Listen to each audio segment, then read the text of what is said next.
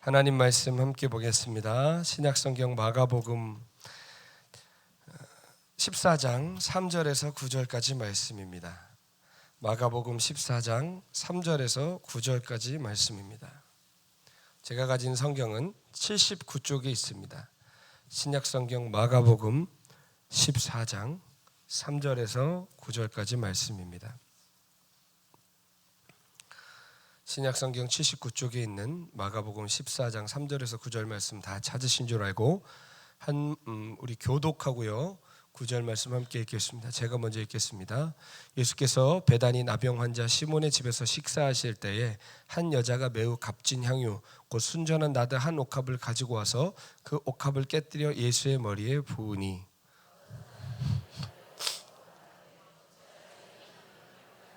이 향유를 300데나리온 이상에 팔아 가난한 자들에게 줄 수 있었겠소다 하며 그 여자를 책망하는지라.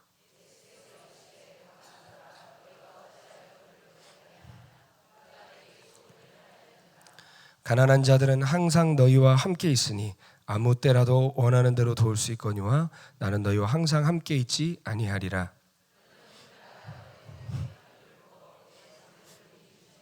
함께 읽겠습니다. 내가 진실로 너희에게 이르노니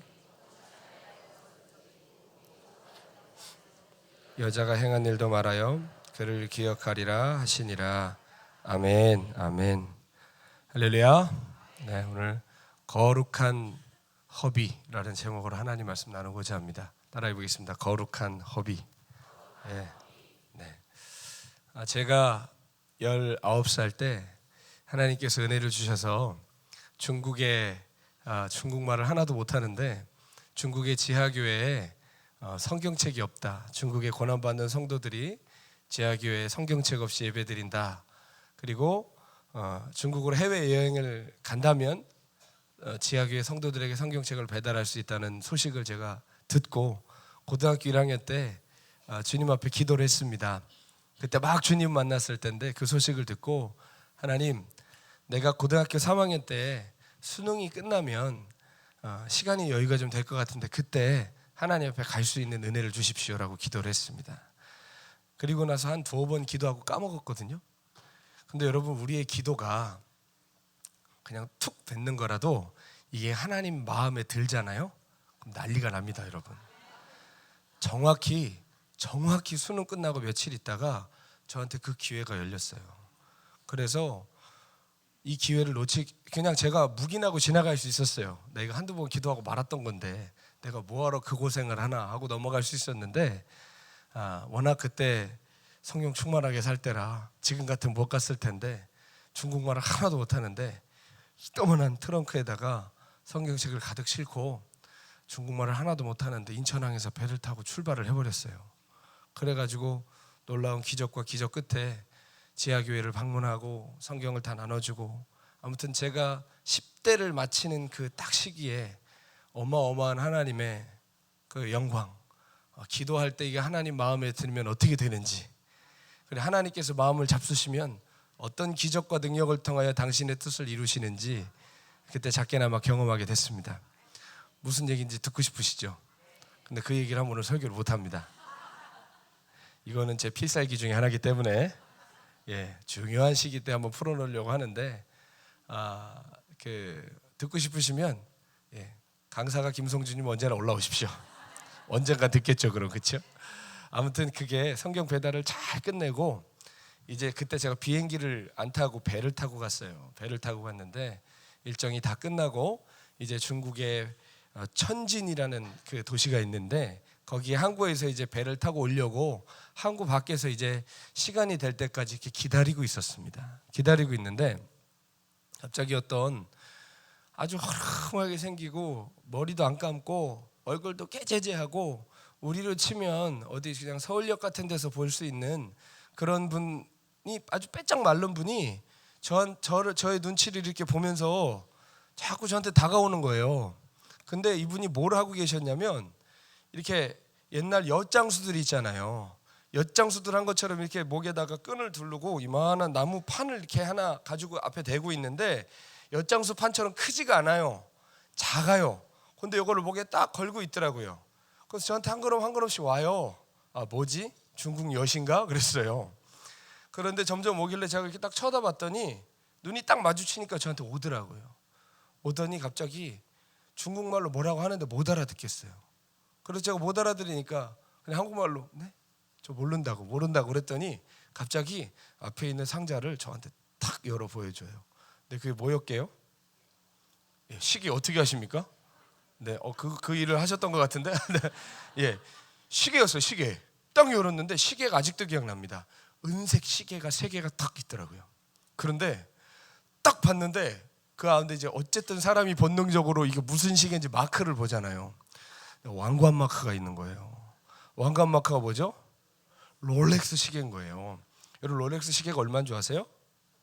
예, 각양각색이겠지만 제가 서울의 강남에 코엑스를 갈 일이 있어서 갔는데 쇼윈도어에 전시되어 있는 시계를 봤는데 제가 그때 2,400만 원짜리 뭐 봤습니다. 예, 찬 게 아니라 봤습니다. 보고 야, 이 시계를 누가 사나 하고 이렇게 갔는데 롤렉스인 거예요. 근데 어린 나이였지만 롤렉스면 비싼 걸 알잖아요. 그래서 근데 물어봤어요. 그냥 물어봤어요. 이게 그래서 얼마냐고. 제가 떠듬떠듬 어쨌든 이게 책에서 본 중국말로 얼마냐고 물어봤더니 이 양반이 친절하게 한국말로 얘기하더라고요. 왜냐하면 거기에 한국 사람들이 많이 배 타고 왔다 갔다 하나 봐요. 잘하는 한국말은 아닌데 돈을 한국말로 얘기하더라고요. 얼마라고 했을 것 같아요? 얼마에 팔았을 것 같아요? 네? 모르죠. 예, 맞습니다. 알면 재미가 없죠. 얼마냐고 물어봤더니 어설프지만 분명한 한국말로 3,000원 그러더라고요. 3,000원이라는 거예요. 이게 3,000원? 3만 원이어도 안 샀습니다. 13,000원이어도 안 샀습니다. 근데 이게 겉으로 보면 나를 제가 한번 들어서 봤어요. 봤더니 이 시계가 이 앞에만 중요한 게 아니라 뒷면이 더 중요하잖아요. 뒷면을 봤더니 흠집 하나 없는 겁니다. 깨끗하게 롤렉스라고 써 있어요. 근데 이게 3,000원이면 3,000원에 주고 사도 손해 볼 리가 없는 거예요, 이게. 그래가지고 검은색, 파란색, 초록색이 있었어요. 시계 안쪽 색깔이. 그래서 파란색을 하나 골라서 3,000원 주고 샀습니다. 그래서 찼어요. 이걸 롤렉스라고 그러면 누가 이거 알겠어요. 그렇죠? 누가 이걸 뒤에 막 뒤집어 까보고 막 하겠습니까? 모르죠. 그러니까 3,000원 주고 롤렉스 시계면 나는 이건 오늘 정말 수지 맞았다 하고 이제 기쁘게 그걸 사서 배를 탔습니다. 근데 편도로 오는 시간만 25시간이에요. 배를 타고. 그러니까 배에서 계속 자는 거죠. 잤다가 일어났다가 하는데 그러다가 이제 어쨌든 중국이랑 우리나라 시간 차이가 1시간밖에 안 나니까 뭐 시차 적응이 뭐가 필요하겠습니까? 졸리면 자는 거죠. 자고 딱 일어났더니 이제 아침이에요. 배는 아직도 막 망망대해를 운항하고 있었습니다. 그래가지고 이제 일어나가지고 기지개를 피면서 갑판으로 나갔어요. 제가 이제 3등 칸에 탔기 때문에 여러 사람이 타고 있으니까 막 호도 골고 아직도 자는 사람이 있고 하니까 3등 칸에 나가서 이제 막 먼 바다를 이렇게 보고 있는데 사람이 그렇잖아요. 시계를 맨날 찬 사람이면 내가 시계를 이게 보지만 안 차다가 차면 내가 차고 있는지도 모르지 않습니까? 그러다가 갑자기 깨달았어요. 내가 시계를 샀지 어제. 그것도 롤렉스를 샀지 하고 딱 보는 순간 충격에 빠질 수밖에 없었습니다. 없었으면 억울하지라도 않습니다. 시계는 그대로 있었어요. 시계는 그대로 있었는데 봤더니 1하고 2자에 박혀있는 큐빅 빼고 3부터 12까지 큐빅이 다 빠졌어요. 그리고 시침하고 분침이 다 빠져나왔어요. 누가 땅에다가 그냥 한번 맺힌 것처럼 시계가 그렇게 된 거예요. 볼 수가 없는 거죠.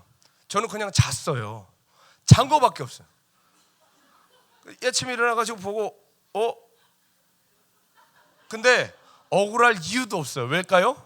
3,000원짜리니까 억울할 이유도 없네요. 그냥 하고 툭 불어서 그냥 던져버렸어요. 버렸어요. 그냥 3,000원치 충분히 했습니다. 충분한 마음의 만족을 줬습니다. 하루면 충분했습니다. 여러분 세상에 진짜 못 믿을 말 중에 하나가 있다면 공짜. 세상에 공짜는 없다 이런 말 있죠. 그리고 더 못 믿을 만 있다면 요즘에서야 느끼는데 따라합시다. 싸고 좋은 것. 예, 싸고 좋은 것은 세상에 없는 것 같아요. 예, 이걸 진짜 정말 크게 깨달으신 사건이 있으셨나 봐요. 예, 세상에 굳이 따지면 싸고 좋은 거 없습니다. 장사하시는 분들 혹시 계실 수 있지만 장사하는 분들 말 중에 제일 재밌는 말이 뭐죠? 마진 없이 판다. 마진 없이 팔면 왜 장사해요 그거를. 그렇죠? 비싸게 주면요 비싼 값을 합니다. 그렇죠? 싸게 준 것은 싼 값을 합니다. 물론 요즘 동네마다 무슨 다이 땡 이런 데가 있어요. 네, 어딘지 얘기하지 마십시오. 그런 데가 있어가지고 진짜 싸고 좋은 것들이 있는 것 같지만 막상 거기 거 사서 집에 와서 써보면 아 그냥 제 값을 하는구나 싶지 어마어마하다 그런 느낌이 들진 않아요. 그렇지 않습니까? 네. 아프리카에 제가 살면서 절절히 느낀 것 하나도 이겁니다. 좋은 거는 반드시 값을 내야 된다. 싸고 좋은 건 절대 없다.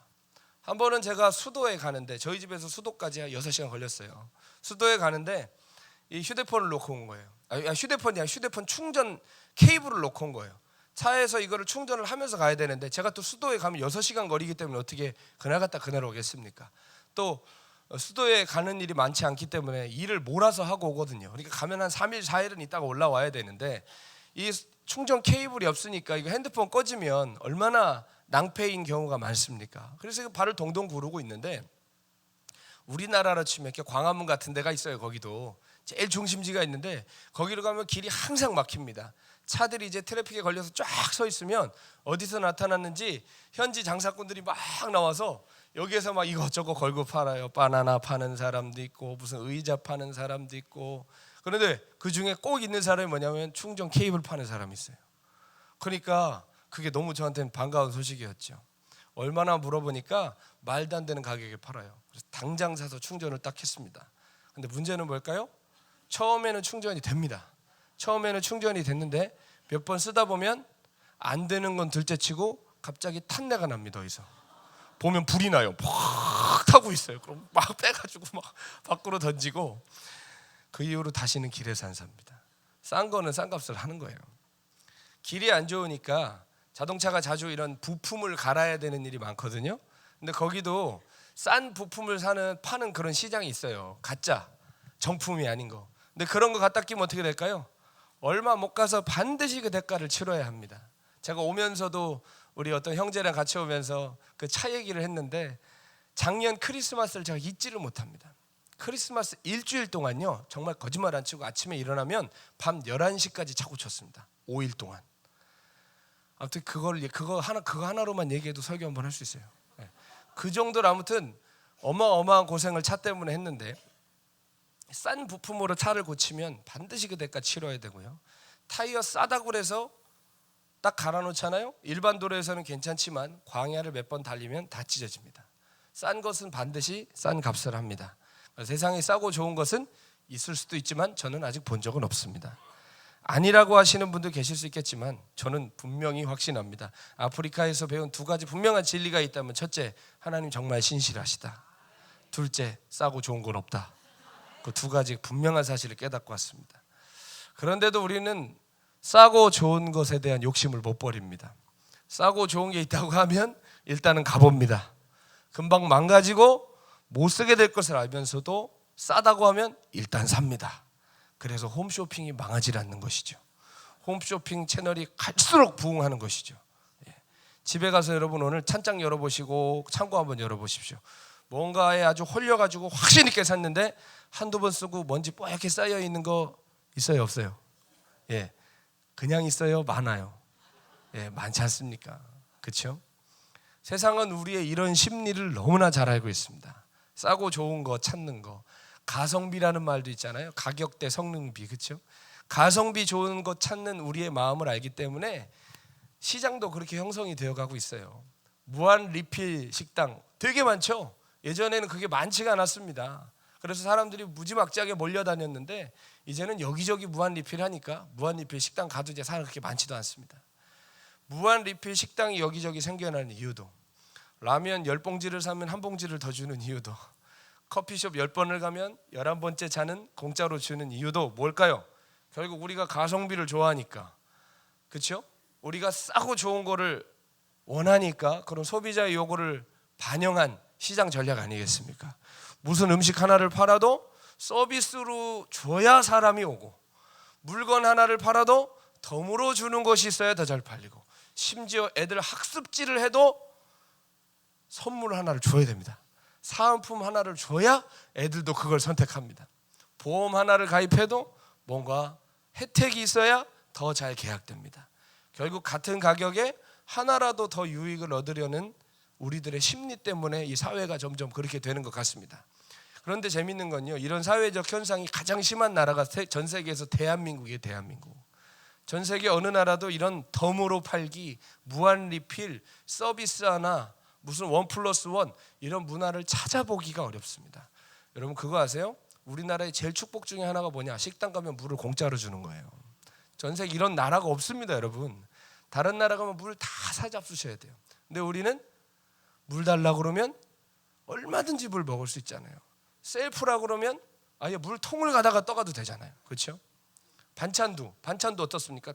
외국 사람들이 우리나라에서 제일 충격받는 문화 중에 하나가 반찬을 더 달라고 그러면 공짜로 더 주는 거. 다른 나라는 더 하려면 어떻게 돼요? 더 주문을 해야 돼요. 돈을 더 내야지 주지. 절대로 우리나라처럼 뭐 멸치 좀 더 주세요, 깍두기 좀 더 주세요. 외국 가서 여러분 믿고 그렇게 하시면 여러분 그 밤 드시고 집에 오셔야 됩니다. 그만큼 돈 많이 나온다는 얘기죠. 갈수록 가성비, 고효율 이런 경쟁이 심해지는 것 같습니다. 세상에 제값 주고 물건 사려는 사람이 점점 없어지고 있습니다. 그러니까 어떻게 됩니까? 그렇게 제값 주고 음식 팔려는 식당은 망합니다. 제값 주고 물건을 팔려고 하는 사업은 망하기가 일쑤입니다. 그런데 문제는 뭐냐? 시장이야 그렇다 쳐도 시간이 지날수록 사람도 그렇게 취급받는 것 같아요. 사람의 가치도 이런 가성비로, 효율성으로 평가되기 시작하는 것이죠. 이 사람이 얼마나 일을 잘하냐, 얼마나 결과를 내느냐, 얼마나 쓸만하냐로 사람의 가치를 매기기 시작하는 거예요. 사람이 점점 상품화되기 시작하는 거죠. 그러니까 어떤 일이 벌어집니까? 점점 경쟁사회가 되어가고 인간 소외 현상이 벌어집니다. 나라는 번영하는 것 같지만 자살률은 점점 높아가요. 그렇죠? 자살률은 점점 높아지고 정신질환들이 왜 이렇게 많아지는지 모릅니다. 열등감과 외로움과 소외로 인하여서 벌어지는 엽기적인 사회 문제들이 얼마나 많아집니까? 그렇죠? 요즘 사회에서 일어나는 일들 분석을 해보면 정신적인 문제, 사회 전체적인, 사회가 그렇게 사람을 만들어서 그런 경우가 많죠. 예. 점점 그런 것을 추구하는 사회, 또 사람을 그렇게 취급하는 사회가 돼간다는 것입니다. 여러분 사람은 누구나 소중합니다. 아멘. 옆에 계신 분과 인사하겠습니다. 당신 너무 소중하신 분입니다. 네. 아멘. 네. 우리 소중한 사람입니다. 내가 나를 어떻게 생각하든지 상관없이 주님이 우리를 소중히 여기시면 우리 소중한 사람입니다. 사람은 모두 다 소중하고 귀한데, 자, 효율과 가성비로 사람을 따지면 어떻게 될까요? 필요한 사람과 필요하지 않은 사람이 갈라지는 거예요. 쓸만한 사람과 쓸모없는 사람이 나뉘는 거예요. 그렇게 인간이 구분져지게 되는 겁니다. 일의 과정은 상관없이 결과가 어땠느냐만 따지니까 아주 악착같고 경쟁력 있고 뻔뻔하고 대가 센 사람은 살아남는데, 착하고 순하고 좀 멍하고 양보 잘하는 사람은 뒤처지고 떨어져 나가게 되는 것입니다. 결과만 중시하니까 어떻게 합니까? 대형교회 목사는 성공한 사람이고 개척교회 목사는 마치 실패한 사람인 것처럼, 그리고 그런 사회적 현상 속에 그런 사고가 주입이 되니까 실제로 목회하는 본인들도 그렇게 생각하는 이런 현상들이 벌어지고 있다는 것입니다. 제가 틀린 말 하나요? 예, 너무 크게 얘기하시면 깜짝 놀라잖아요. 예. 자, 가성비와 효율을 따지는 세상 속에서 사람의 가치도 가성비와 효율로 결정이 나고 있는 것입니다. 근데 더 심각한 문제는 뭐냐? 이런 바벨론적 사고방식이, 이 바벨론은 하나님의 나라와 반대되는 나라예요. 그렇죠? 요한계시록에 보면 하나님의 나라를 대표하는 도시가 어디예요? 예루살렘이죠. 세상 나라를 대표하는 도시는 바벨론이에요. 바벨론. 근데 예루살렘과 바벨론을 표현하는 수식어가 달라요. 요한복음에 보면 바벨론은 뭐라고 표현하는 줄 아세요? 따라합시다. 큰 성 바벨론. 네. 큰 성 바벨론이라고 그래요. 근데 예루살렘은 뭐라고 그래요? 더 큰 성?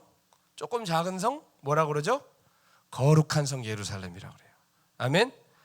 그러니까 세상의 가치는 뭐예요? 크냐 작으냐, 누가 빠르냐 느리냐, 누가 써먹을 만하냐 못 쓰냐, 이건데 이게 바벨론의 가치예요.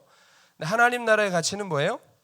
누가 거룩하냐 속되냐, 누가 신실하냐 신실하지 못했느냐, 누가 사랑하느냐 사랑하지 않느냐, 전혀 다른 가치를 가지고 있는 것이죠.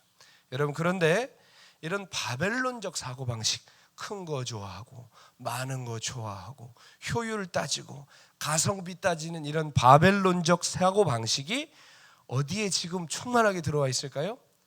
교회에 충만하게 들어와 있는 겁니다. 성도들의 이 가치관을 꽉 채우고 있는 것입니다. 교회가 효율로 사람의 가치를 매기고 효율로 일을 평가하고 효율로 성공과 실패를 판단하고 있는 것입니다. 교회의 주인은 누구시죠? 하나님이 예수님이에요. 하나님 예수님이에요.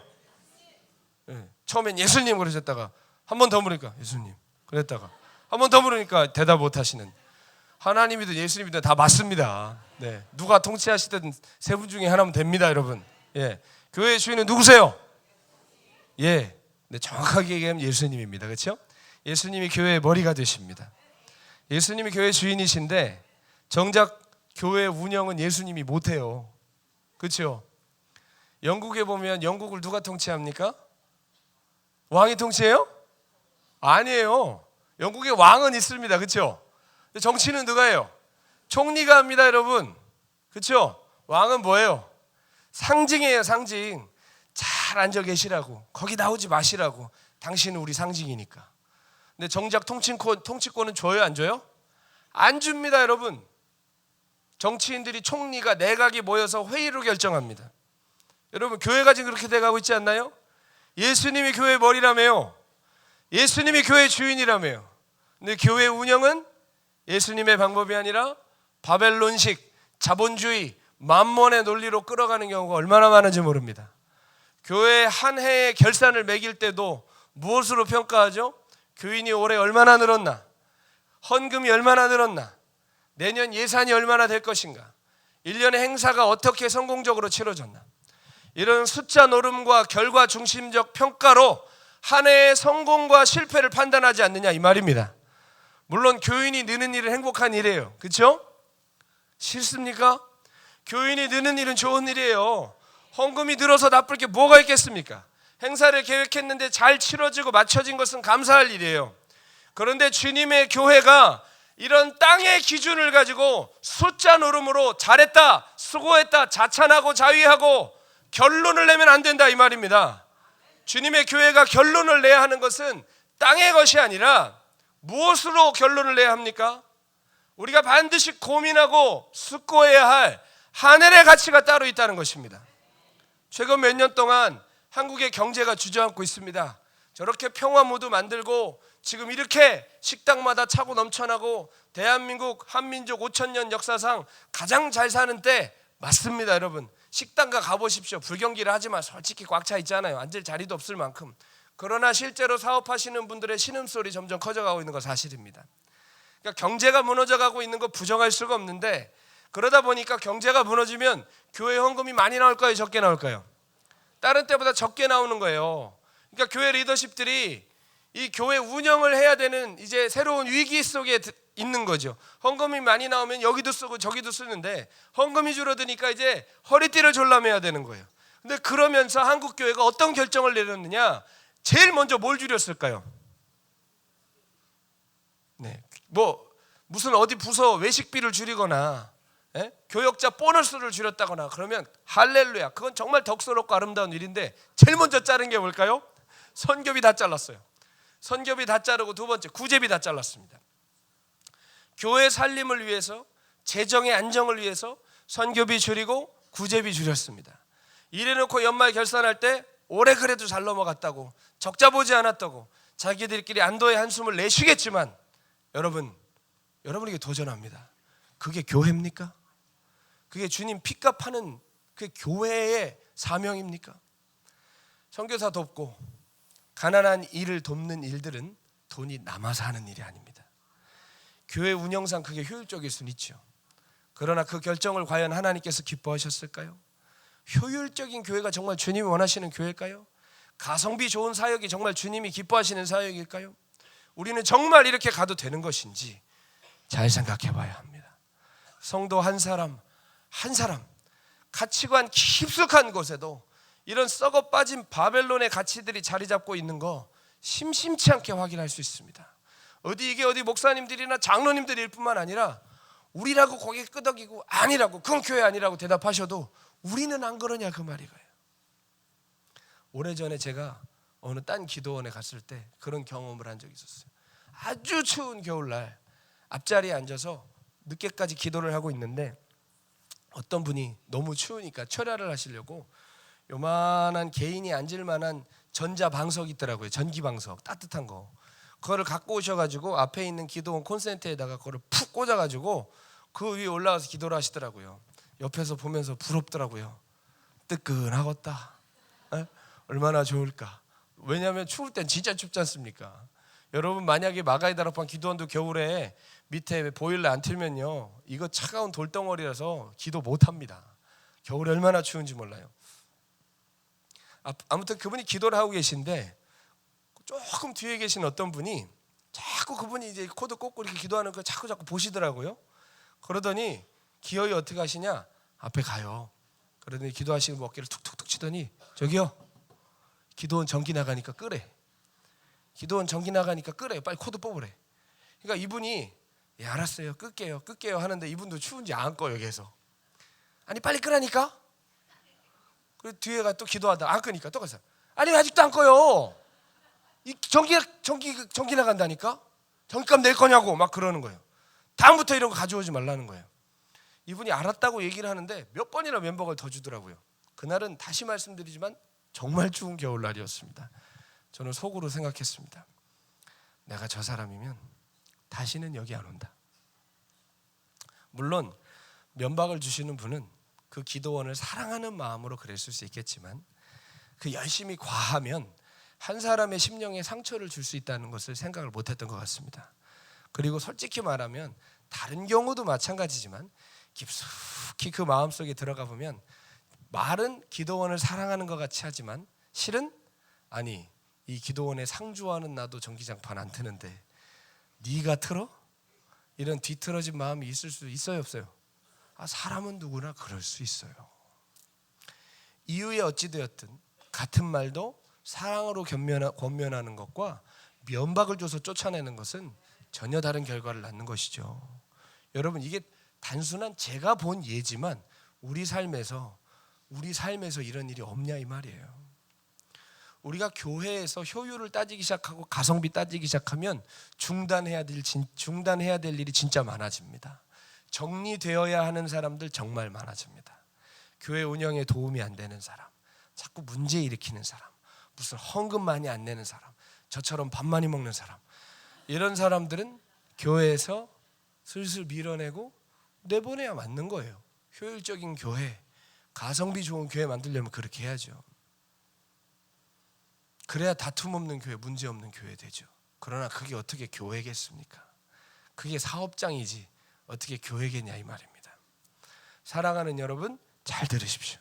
하나님의 나라는 세상 나라의 가치관과는 정반대의 가치관이라고 생각하시면 됩니다. 조금 다른 게 아니라 뭐라고요? 정반대입니다. 더 쉽게 말하자면 지금 우리가 생각하는 당연하다고 생각하는 그 가치와 하나님 나라의 가치는 정반대에 있다는 것입니다.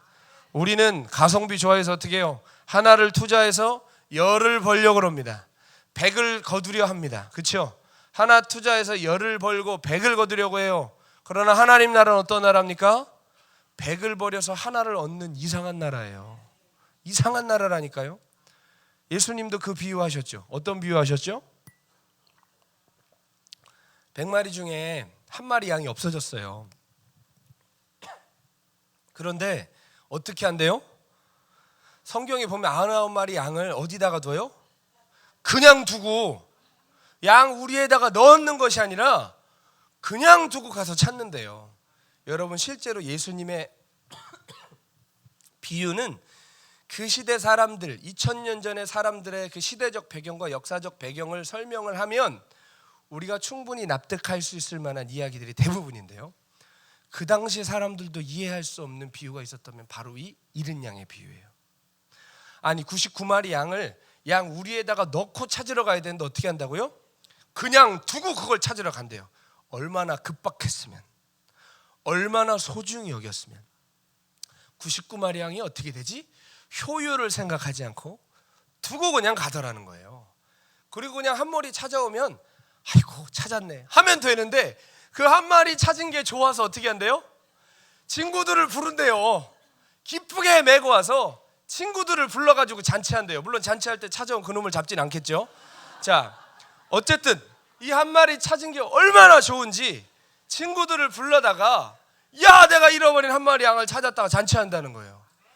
다른 비유는 당시 사람들이 다 이해해도 이거는 당시 사람들이 갸우뚱할 만한 일이었어요. 근데 예수님 얘기하신 건 뭐예요? 그 한 마리가 그만큼 소중하다는 거예요. 그만큼 한 마리가 소중하다는 거예요.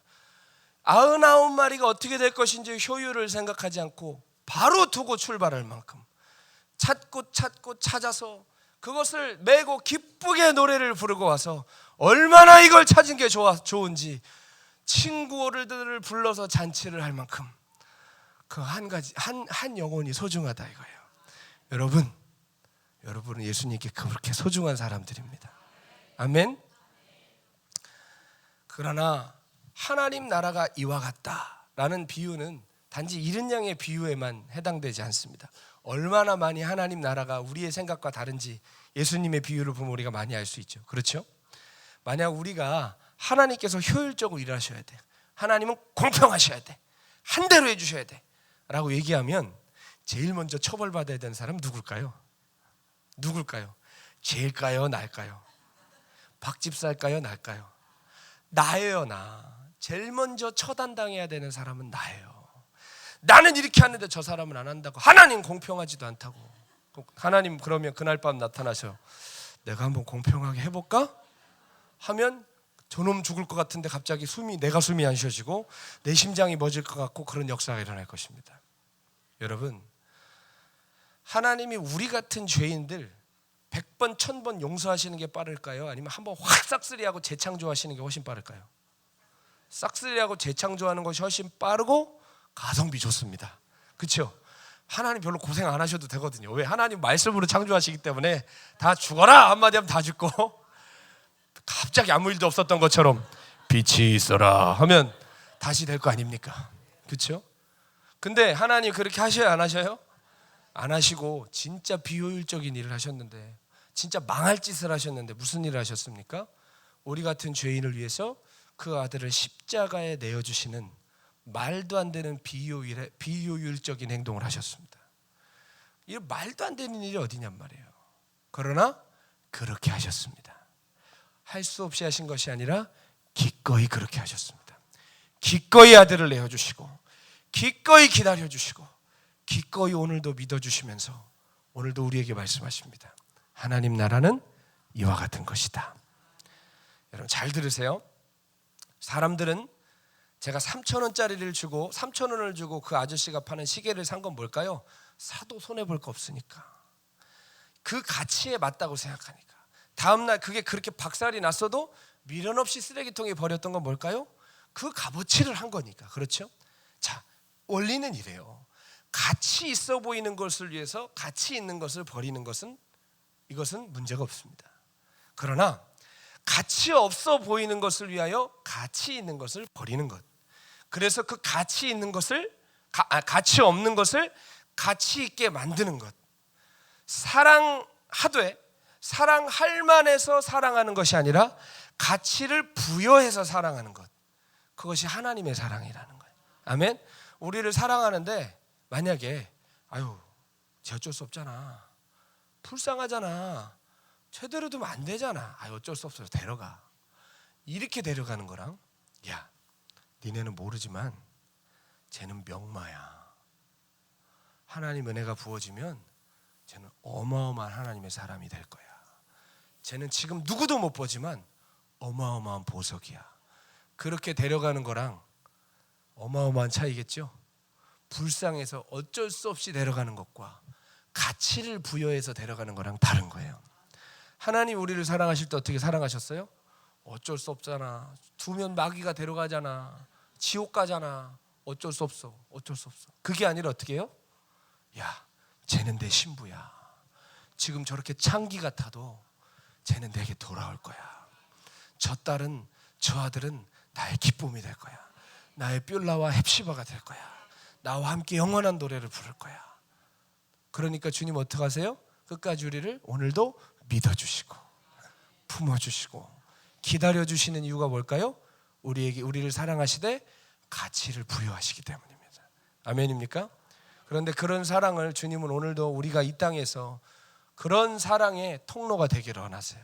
우리가 그분의 손과 발이 되어서 주님 오늘도 이 땅에 그런 일을 하기를 원하십니다. 아멘. 오늘 본문의 말씀을 보면 어떤 얘기냐, 예수님께서 돌아가시기 며칠 전에 베다니에 사는, 어디예요? 베다니 문둥병자 시몬의 집에서 사는, 시몬의 집에서 예수님께서 식사하실 때 일어났던 일을 우리에게 이야기해 주고 있습니다. 참 충격적인 장면이죠. 문둥병자는 어때요? 구약 율법 정결 예법에 보면 부정한 자입니다. 가까이 하면 돼야 안 돼요? 안 되지만 고아와 가난한 자와 죄인들의 친구이셨던 예수님은 문둥병자의 집에 기꺼이 들어가시죠. 기꺼이 문둥병자 집에 들어가셔서 함께 식사를 하셨습니다. 그때 일어났던 일을 우리에게 이야기해 주는데요. 3절 말씀 함께 읽어보겠습니다. 시작. 예수께서 베다니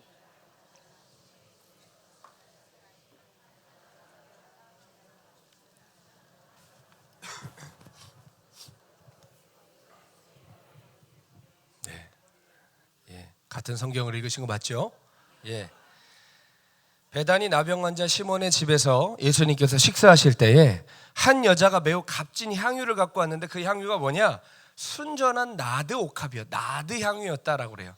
그거를 깨뜨려서 예수님의 머리에 부었다라고 얘기를 합니다. 자, 나드는 뭐냐면 인도 지방에서 나는 식물인데요. 그 식물의 뿌리와 줄기에서 채취한 향유가 나드 향유인데 그 당시에 최고의 향유였습니다. 굉장히 값비싼 향유로서 지금의 향수랑은 비교할 수 없는 값어치였어요. 얼마나 이게 향유가, 나드 향유가 비싼 것이었냐면 그 여인이 예수님의 머리에다가 그 향유를 부은 것을 보고 옆에 있는 사람들이 박수를 쳐요? 아니면 발끈해요? 발끈하고 하는 말을 보면 이 향유가 얼마나 비싼 건지 알 수 있어요. 얼마예요? 300데나리온이었다. 4절에 어떤 사람들이 화를 내어 서로 말하되 어찌하여 이 향유를 허비하는가. 이 향유를 300데나리온 이상에 팔아 가난한 자들에게 줄 수 있었겠도다 하며 그 여자를 책망하는지라. 얼마였다고요? 300데나리온. 자, 300데나리온이 얼마냐? 1데나리온은 당시 노동자의 하루 품삯이었습니다. 그러니까 여러분 남편분들이 버시는 하루 일당이에요. 그럼 300데나리온이면 거의 얼마예요? 거의 10달치 봉급이에요. 10달치 봉급. 우리나라로 치면 한 2,500만 원. 한 더하면 3천만 원 정도 되는 봉급이라고 우리가 생각할 수 있겠습니다. 그러니까 여러분 향수랑 비교가 되나요? 향수랑 비교가 안 되는 어마어마한 걸 깨뜨린 거예요. 더군다나 그 향유를 모았던 그 여인의 마음을 생각해 보세요. 요한복음에 보면 이 여인이 누군가 잘 설명해 줘요. 누구라고 그러죠? 마리아다. 근데 막달라 마리아가 아니라 예수님께서 죽은 자 가운데서 살리신 나사로의 동생 마리아예요. 많은 목사님들이 이 본문을 막달라 마리아를 예수님께서 귀신을 쫓아주셔서 감사해서 와서 깨뜨렸다고 그러는데 성경은 절대로 막달라 마리아가 아니라 나사로의 동생 마리아였다는 단서를 엄청나게 남기고 있습니다. 왜냐? 마리아가 어디 산 줄 아세요? 마리아 집이 베다니였어요. 여러분, 베다니가 나사로와 마르다와 마리아가 살던 집이었어요. 근데 예수님이 오늘 어떤 문둥병자 집에서 식사를 했어요? 베다니에 사는. 그럼 누구예요? 막달라에서 여기까지 왔겠어요? 베다니에 사는 마리아의 가능성이 높은 거죠. 그리고 요한복음에 보면 이 똑같은 장면을 얘기하는데 똑같은 장면 한 장 전에 무슨 일이 일어났냐? 예수님이 나사로를 살리는 장면이 한 장 전에 나와요. 그러면 왜 깨트린 거예요? 오빠 살려주셔서 감사해서 깨트린 거예요. 자, 막달라 마리아가 아니라 나사로 동생 마리아입니다. 아시겠죠? 자, 이 마리아였다고 얘기하는데 마리아는 베다니에 살았어요. 근데 베다니라는 말이 무슨 뜻이냐면 따라합시다. 빈민들의 집. 예. 그럼 잘 사는 여자예요? 못 사는 여자예요? 못 사는 여자예요. 지금이야 무슨 장승배기 하면 가도 장승 없어요. 옛날 이름이니까. 그렇죠? 이태원 해도 말 없어요. 예. 근데 옛날에 지명의 이름은 정말 그랬어요. 그런 사람들이 사는 곳이었어요. 호수가 있다면 호수가 있고 물에 관련된 지명은 물이 있고 진짜 그랬어요. 자, 빈민들의 집이에요. 베다니의 뜻은. 그러면 가난한 사람들이 사는 곳이에요. 예루살렘에서 2-3km밖에 안 떨어져 있는 가까운 곳이에요. 여러분 항상 아시죠? 빈민촌은 어디 외딴 곳에 있나요? 도시 옆에 있나요? 도시 옆에 있어요. 그러니까 베다니는 쉽게 말해 판자촌, 산동네 이런 데 우리식으로 얘기하면 거기 살았던 사람들인데 거기 사는 여인이 향유를 모으기 위해서 얼마나 오랜 시간 많은 절약을 했겠습니까? 얼마나 많은 사연이 있었겠습니까? 그런데 이런 물적인 가치, 심적인 가치 모든 것이 다 담겨있는 자기에게 있어 가장 소중한 향유를 깨뜨려서 예수님의 머리에 부은 것입니다. 근데 이것을 예수님께서는 나의 장례를 예비한 거라고 그러셨죠. 왜냐? 사람이 죽으면 사람들은 가서 향유를 발랐어요. 향유를. 실제로 예수님이 돌아가셨을 때 부활한 거를 제일 먼저 발견했던 사람들이 누구였어요? 여자들이었어요. 여자들. 마리아도 있었어요. 여자들이었는데 왜 발견했어요? 향유 바르러 갔다가 죽은 예수님에게 향품을 바르러 갔다가 예수님 부활한 걸 제일 먼저 만날 수밖에 없었던 거죠. 이해 가세요? 그러니까 그래서 예수님이 나의 장례를 예비한 거다라고 말씀하신 건데 마리아가 어쨌든 이걸 예수님 머리에 부었습니다. 그러니까 이 마리아의 마음에 예수님은 그가 가장 소중히 여겼던 향유보다 더 큰 가치였던 거죠. 아멘. 그런데 주님을 따른다던 그 잘나신 양반들에게는 예수님을 초대해서 그 밥상까지 앉혀놓은 그 위대하신 양반들에게는 예수님의 존귀하심보다 그 3천만 원짜리 향유가 더 아깝고 소중해 보였던 것 같습니다. 그래서 하는 말이 무엇입니까? 여러분 우리가 아까도 얘기했지만 기도원 생각하느라 전기장판 끄라고 하는 게 굉장히 숭고하고 거룩해 보이고 주님 생각하는 것 같지만 우리가 누군가의 행동을 정죄하고 비판할 때 그 당위성을 얻기 위해서 하는 못된 습관이 있는데 그것이 뭐냐? 선한 변명을 갖다 붙이는 거예요. 여러분 오늘도 이 주변에 하는 사람들 말을 보십시오. 향유를 깨트리는 여인 보고 뭐라고 얘기합니까? 왜? 따라합시다. 허비하느냐? 왜 허비하느냐 이거예요. 왜 헛된 짓 하느냐? 왜 쓸데없는 짓 하느냐? 그리고 뒤에 하는 말, 이 악독한 아주 선한 변명 같지만 악독한 그들의 마음을 보십시오. 뭐라고 얘기합니까? 이거 팔아서 차라리 가난한 자들에게 나눠줄 수 있지 않느냐? 이거 제정신이냐? 사울이 하나님의 말씀을 불순종하고 아말렉에 있는 모든 생명이 있는 것을 끊으라고 하셨는데 살찐 소와 양을 보고 마음이 팔려 그것을 갖고 왔을 때 사무엘의 책망을 받았습니다. 사울이 무슨 구차한 변명을 하죠? 아주 거룩한 변명을 갖다 붙입니다. 뭐라고 하죠? 제사 드리려고 가지고 왔다. 그때 그 마음을 간파한 사무엘이 뭐라고 얘기합니까? 왕이시여, 하나님께서 하나님의 음성 청종하시는 것보다 더 좋아하실 게 무엇이겠습니까? 순종이 제사보다 낫습니다. 하나님 음성을 듣는 것이 숫 양의 기름보다 낫습니다. 아멘. 여러분 우리가 무언가 주님을 위하여 한다고 행동할 때 먼저 마음의 동기를 살피십시오. 악독한 동기가 있는데 주님 팔아먹진 않는지 잘 생각해 보십시오. 그들이 가난한 사람을 도와야 된다고 얘기했지만 실제 그들의 마음은 무엇이었습니까? 요한복음은 이 사건을 좀 더 입체적이고 구체적으로 설명합니다. 그 말을 한 놈이 누구였다고요? 가룟 유다였다. 가룟 유다였다. 가룟 유다는 돈꾀를 맡은 자였대요. 여러분 교회의 돈꾀를 신뢰할 만한 사람한테 맡기나요? 아무한테나 맡기나요? 예, 새신자한테 돈꾀 아무나 돈꾀 안 맡깁니다. 그렇죠? 신뢰할 만한 사람한테 맡기는 거예요. 자, 그럼 그 12명의 예수님 무리 중에 또 더 많은 예수님을 따르는 사람들 중에 가룟 유다는 어떤 사람이었어요? 신뢰할 만한 사람이었고 똑똑한 사람이었고 계산이 빠른 사람이었어요. 그래서 가룟 유다가 그 주인공이었대요. 너 이거 가난한 사람에게 나눠줄 수 있지 않느냐? 근데 요한은 그 마음에 뭐가 있었대요? 이렇게 말하면 가난한 자들을 생각함이 아니요 그는 도둑이라. 돈꾀를 맞고 거기 넣는 것을 훔쳐가미로라. 혹시 우리도 가룟 유다 같지 않습니까? 말로는 주님 위한 것이다. 기도원 위한 거다. 교회 위한 거다, 진리 위한 거다 하지만 심장과 폐부를 살피시는 주님 앞에 우리 가룟 유다 같은 도둑놈 아닙니까? 속으로 깊이 들어가 보면 대단한 은혜를 위해 그런 것 같지만 실제로는 조금이라도 이타적인 의미가 없어요. 샘나고 보기 싫고 나보다 더 주목받는 거 싫고 꼴불견이고 배알 꼴리고 그냥 싫어서 그럴 때 있지 않냐 이 말입니다.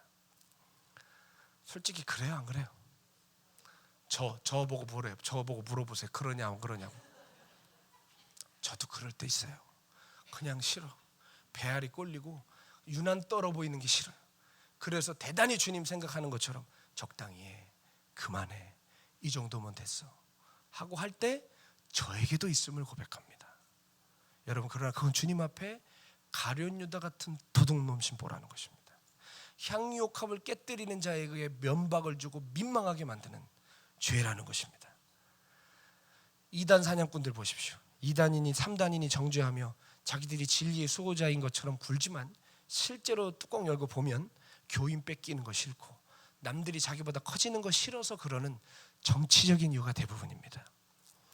우리의 선해 보이는 행동과 고백 이면에 악하고 추한 마음이 있지 않은지 돌아봐야 할 줄 믿습니다. 그런 찬양 있잖아요. 나의 입술은 주님 닮은 듯하나 내 맘은 아직도 추하여 받을 사랑만 계수하고 있으니 예수여 나를 도와주소서. 아멘.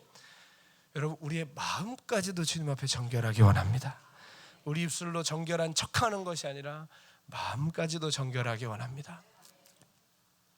그렇게 예수님의 머리에 향유를 붓는 여인에게 면박을 주고 정죄를 하는 그 민망한 분위기 속에 그 정막을 깨는 주님의 또렷한 음성이 들렸습니다. 6절부터 9절에 보면 이런 말씀이 나오는데 저를 보십시오.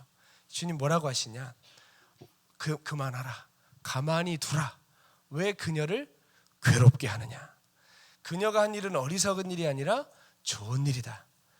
가난한 자들은 너희와 항상 함께 있다. 언제든지 너희가 원하면 도울 수 있지만 나는 그렇지 못하다.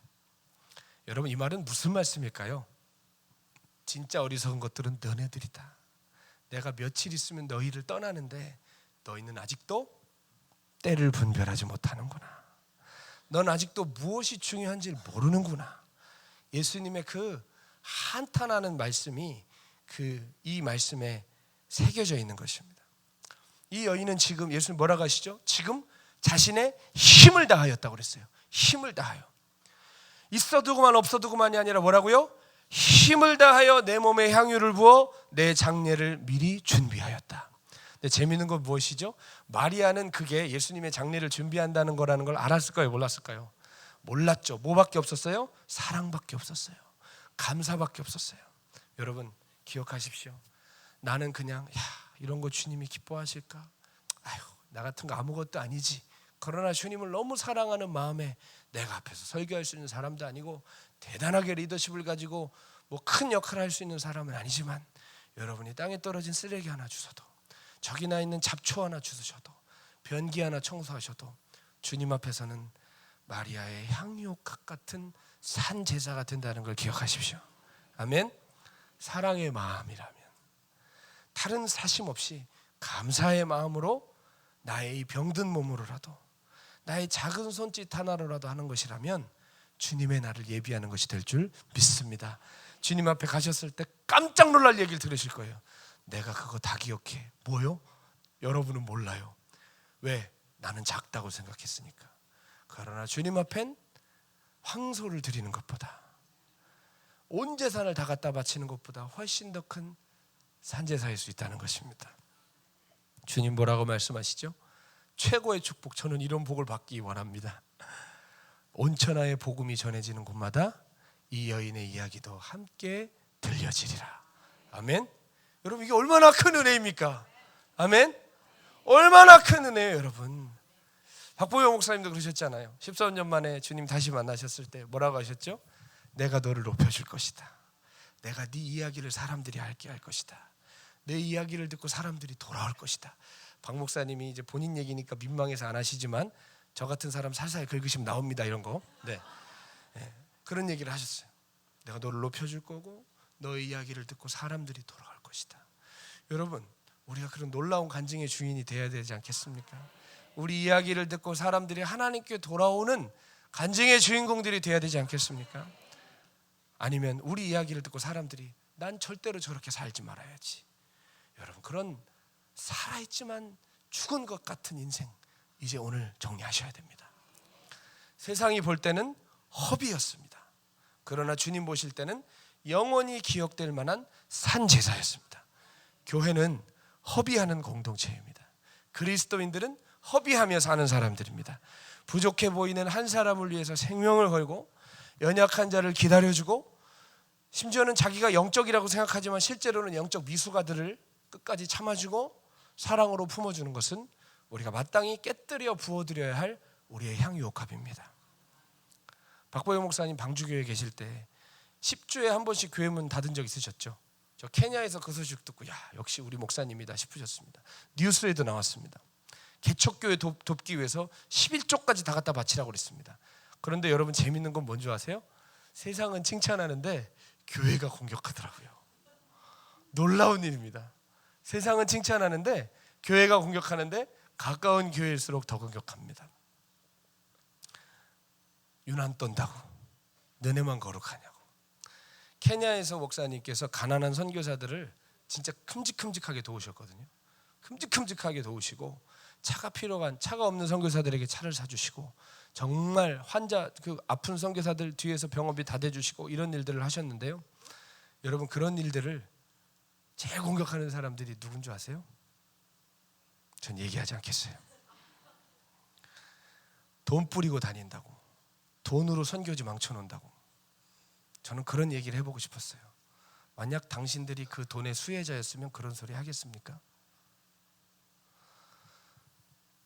교회 문을 닫고 주변에 개척교회 사람을 보내고 헌금을 보내는 것, 한 주일에 헌금 전액을, 우리 지난주에 마가이다락방 교회는 3부 예배 헌금 전액을 아프리카 나환자들을 위해서 썼습니다. 남들이 볼 때는 기행이죠, 그렇죠? 저렇게 하면 교회 어떡하나, 저렇게 하면 허비 아닌가. 그러나 하나님 앞에 영원히 기억될 산제사인 줄 믿습니다. 그래서 절대 교회 안 망합니다. 두고 보십시오. 하나님이 어떻게 채워주시는지 우리는 이미 경험했습니다. 경험한 사람은 어떻게 되죠? 하고 더 합니다. 하고 또 합니다. 그러나 모르는 사람은 어떻게 하죠? 있는 것마저 뺏깁니다. 주님의 말씀이에요. 있는 자는 더하여 줄 것이요, 없는 자는 그 있는 것마저 빼앗긴다고 예수님 그러셨습니다. 하나님 나라는 그런 거예요. 여러분, 우리들의 삶을 보십시오. 우리가 얼마나 연약하고 어리석어요, 그렇죠? 얼마나 자빠지고 넘어졌어요. 여기까지 여러분의 의지력과 여러분의 능력으로 오셨습니까? 아니죠. 그런데 잘 기억해 보세요. 예수님도 우리를 붙들어 주셨지만 잘 기억해 보세요. 누군가 나를 기다려주지 않았나요? 나같이 못난 인격, 나같이 못난 인간, 누군가 그 마음을 찢어가면서 허비해가면서 나 기다려주지 않았나요? 나를 위해 기도해주지 않았냐 이 말이에요. 그래서 우리 여기 와 있잖아요. 아멘? 혼자 오신 분, 그분은 아니, 기도는 혼자 오신 분 말고